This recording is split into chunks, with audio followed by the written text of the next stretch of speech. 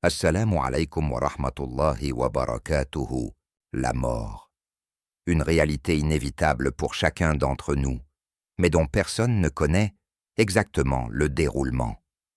Que se passe-t-il réellement au moment de la mort?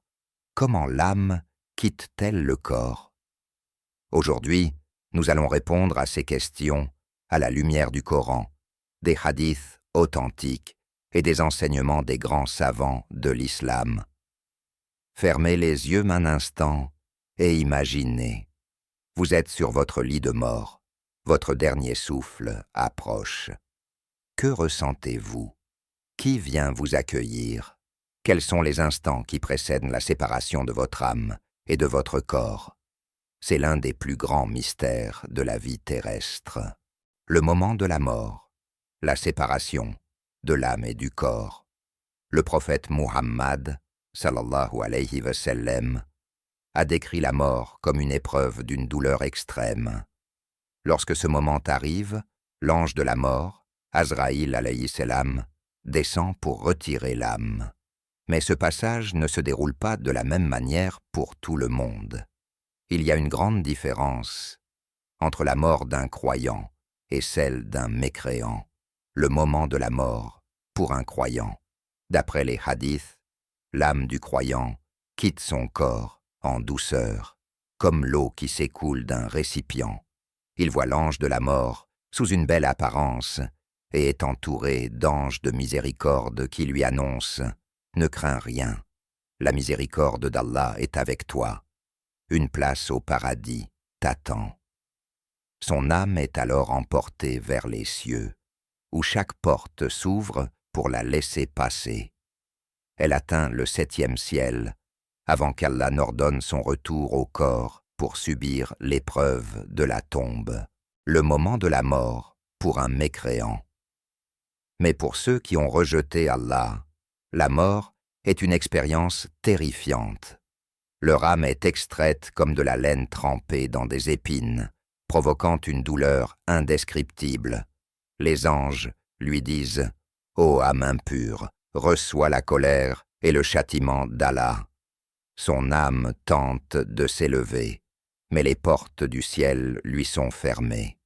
Les anges la jettent alors vers les profondeurs de la terre, où commence son supplice dans la tombe.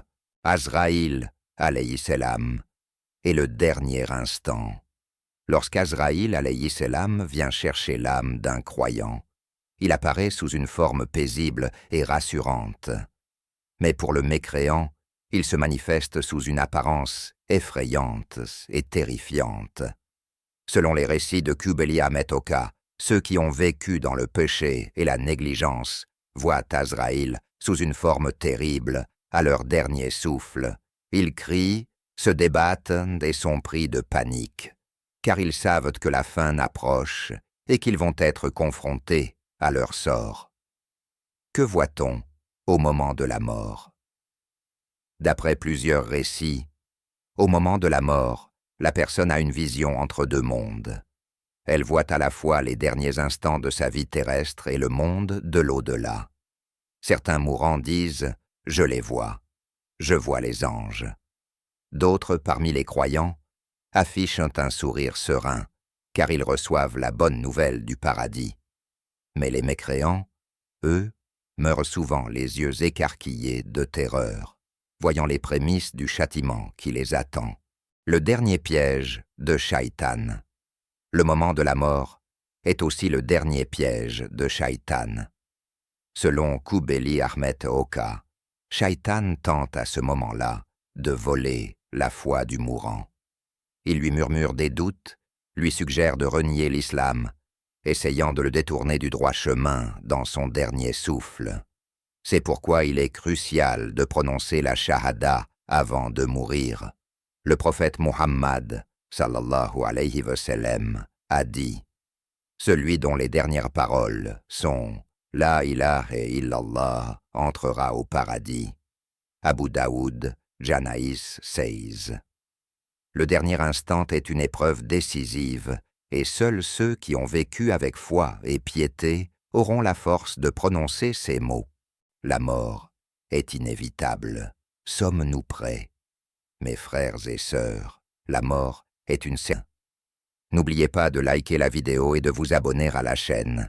À très bientôt pour une nouvelle vidéo, Inch'Allah.